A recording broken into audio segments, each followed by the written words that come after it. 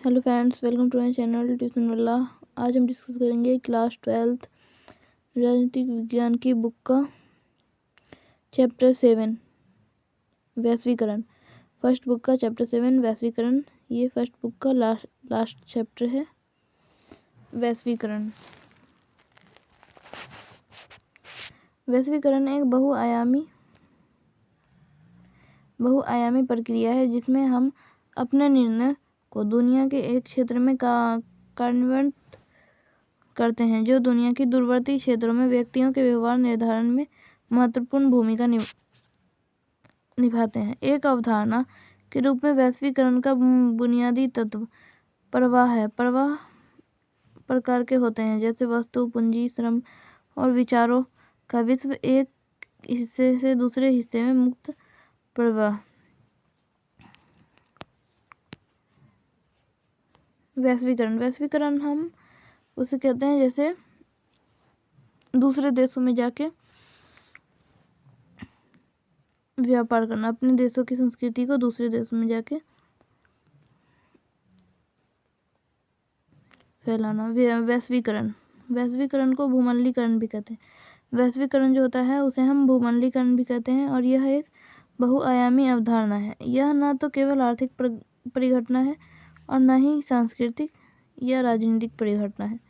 वैश्वीकरण के कारण क्या है, तो ये किस लिए किए जाते हैं, मतलब कि एक देशों से दूसरे देशों में व्यापार किस लिए किए जाते हैं, तो उन्नत प्रौद्योगिकी एवं विश्वव्यापी पारस्परिक जुड़ाव, टेलीग्राफ, टेलीफोन एवं अन्य सूचना तकनीकी साधनों ने विश्व के विभिन्न भागों के बीच संचार क्रांति कर दिखाई है। पर्यावरण की वैश्विक समस्याओं जैसे सुनामी, जलवायु परिवर्तन, वैश्विक ताप वृद्धि से निपटने हेतु अंतर्राष्ट्रीय सहयोग, इसमें अंतर्राष्ट्रीय सहयोग भी होगा पर्यावरण की वैश्विक समस्याओं से निपटने के लिए। अब वैश्वीकरण की विशेषताएं क्या है, तो पूंजी, श्रम, वस्तु एवं विचारों का गतिशील एवं मुक्त प्रवाह, पूंजीवादी व्यवस्था एवं विश्व व्यापार में वृद्धि, इससे विश्व व्यापार में वृद्धि भी होगी। देशों के बीच आपसी जुड़ाव एवं अंत निर्भरता, विभिन्न आर्थिक घटनाएं जैसे मंदी और तेजी तथा महामारियों जैसे एंथ्रेक्स, कोविड-19, Ebola, HIV AIDS, swine flu जैसे मामलों में वैश्विक सहयोग एवं प्रभाव। यहाँ जो है वह वैश्वीकरण के उदाहरण, मतलब वैश्वीकरण के क्या क्या उदाहरण है, तो विभिन्न विदेशी वस्तुओं की भारत में उपलब्धता, विभिन्न विदेशी वस्तुएं जो है भारत में उपलब्ध है। युवाओं के कैरियर के विभिन्न नए अवसरों का मिलना, युवाओं के कैरियर के नए विभिन्न अवसर मिल रहे हैं।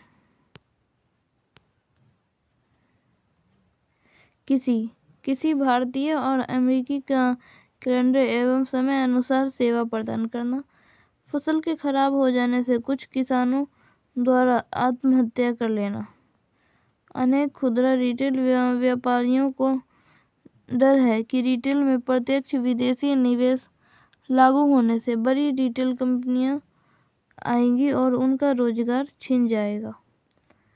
लोगों के बीच आर्थिक असमानता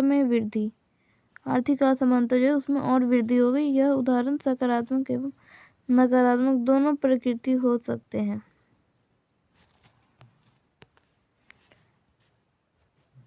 वैश्वीकरण की अभिव्यक्तियां राजनीतिक, आर्थिक और सांस्कृतिक। वैश्वीकरण की राजनीतिक, आर्थिक और सांस्कृतिक अभिव्यक्तियां। वैश्वीकरण के प्रभाव, वैश्वीकरण के क्या क्या प्रभाव पड़े हैं, तो वैश्वीकरण के आर्थिक प्रभाव क्या पड़े हैं, राजनीतिक प्रभाव क्या पड़े हैं और सांस्कृतिक प्रभाव क्या पड़े हैं। आर्थिक प्रभाव में सकारात्मक प्रभाव क्या पड़े हैं, नकारात्मक क्या पड़े हैं, तो सकारात्मक प्रभाव जो है वो आर्थिक प्रवाह में तेजी आई है और व्यापार गतिविधियों में वृद्धि हुई है और पारस्परिक व निर्भरता में वृद्धि हुई है। और इसके नकारात्मक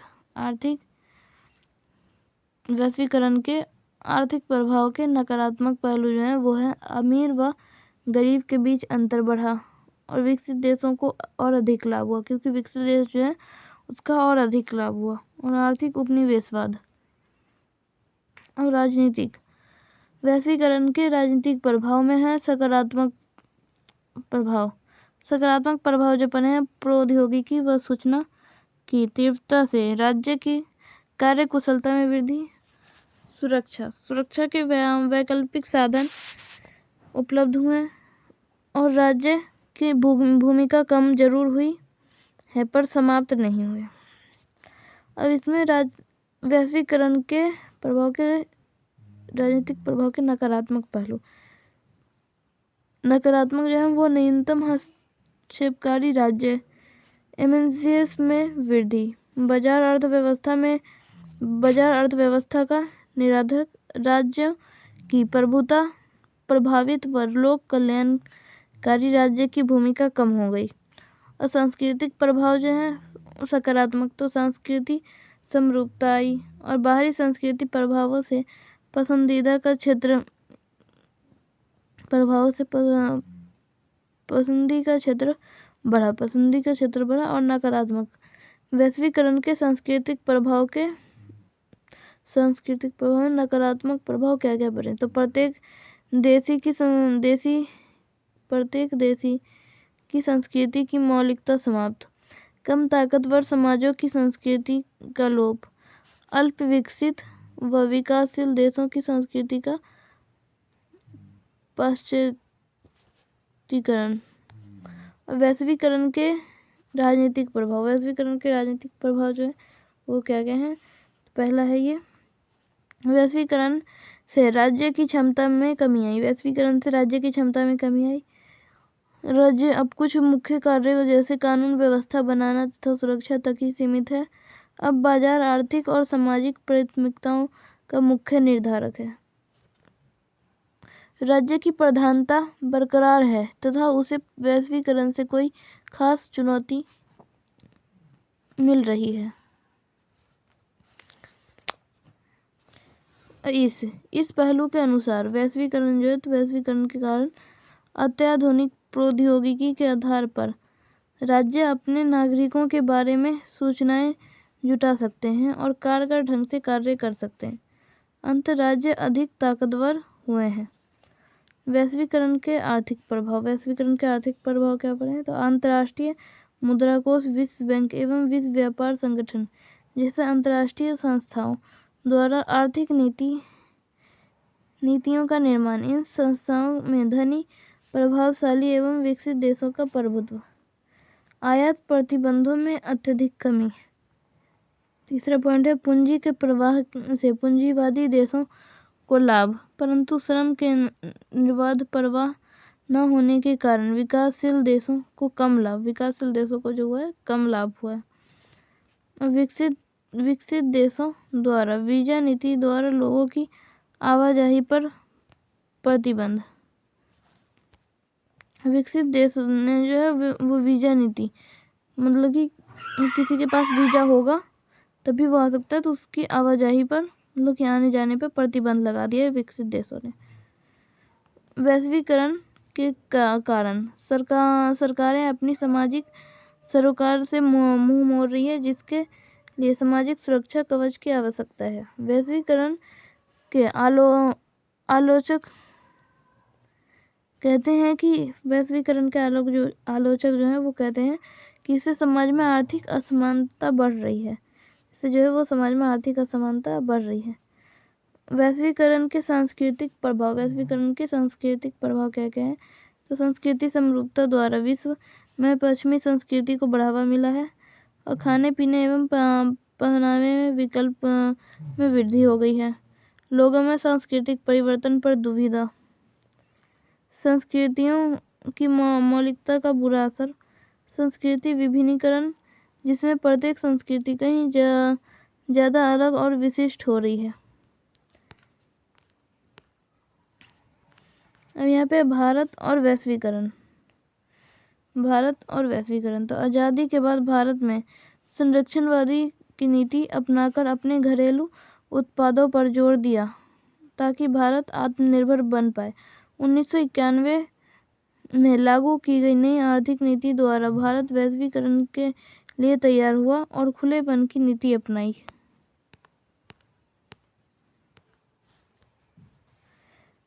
वैश्वीकरण के कारण भारत की आर्थिक वृद्धि दर 7.5% वार्षिक की बढ़ोतरी हुई है, जो 1990 में 5.5% वार्षिक थी।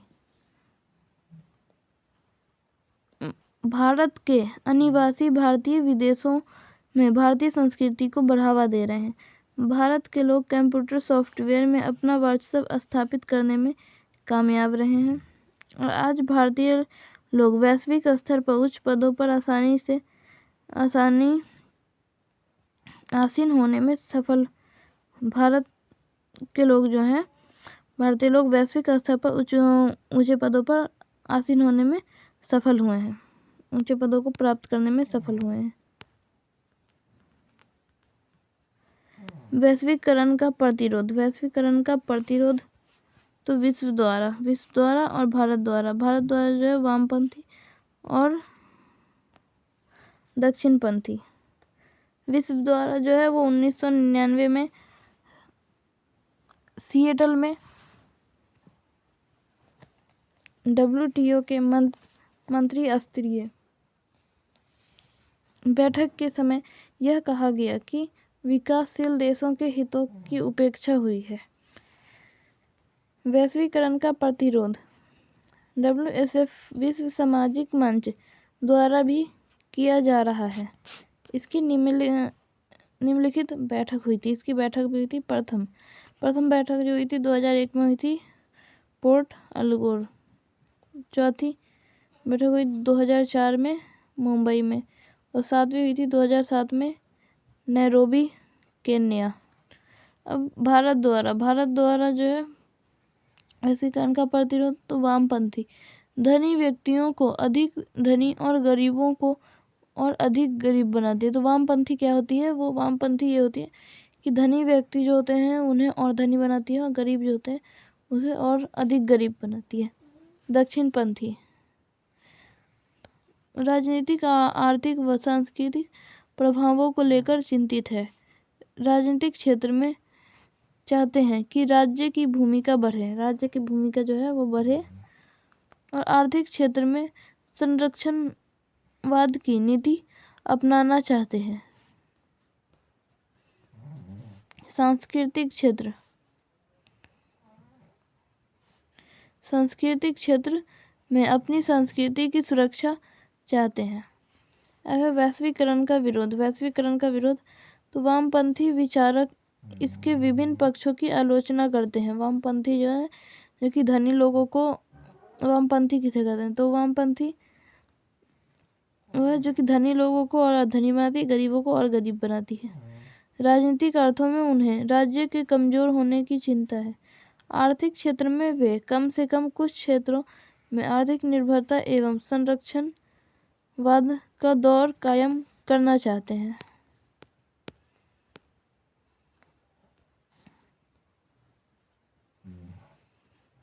सांस्कृतिक संदर्भ में इनकी चिंता है कि परंपरागत संस्कृति को हानि होगी।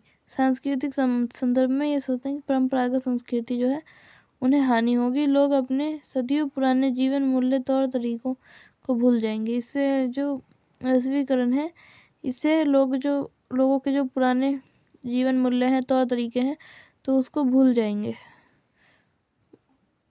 वर्ल्ड सोशल फोरम नव उदारवादी वैश्वीकरण के विरोध का एक विश्वव्यापी मंच है। इसके तहत जो है मानवाधिकार कार्यकर्ता, पर्यावरणवादी, मजदूर, युवा और महिला कार्यकर्ता आते हैं। 1999 में सिएटल में विश्व व्यापार संगठन की मंत्री स्तरीय बैठक का विरोध किया गया, जिसमें विरोध करते हुए कहा गया कि आर्थिक रूप से ताकतवर देश व्यापार के अनुचित तौर तरीके अपनाते हैं। आर्थिक रूप से ताकतवर देश जो है वो व्यापार के अनुचित तौर तरीके अपनाते हैं। ये था आपका चैप्टर 7 राजनीतिक विज्ञान की फर्स्ट बुक का लास्ट चैप्टर। तो आज की वीडियो में हमने चैप्टर 7 वैश्वीकरण के इम्पोर्टेंट नोट्स को डिस्कस किया है। Thanks for watching. Like, share and subscribe for more videos.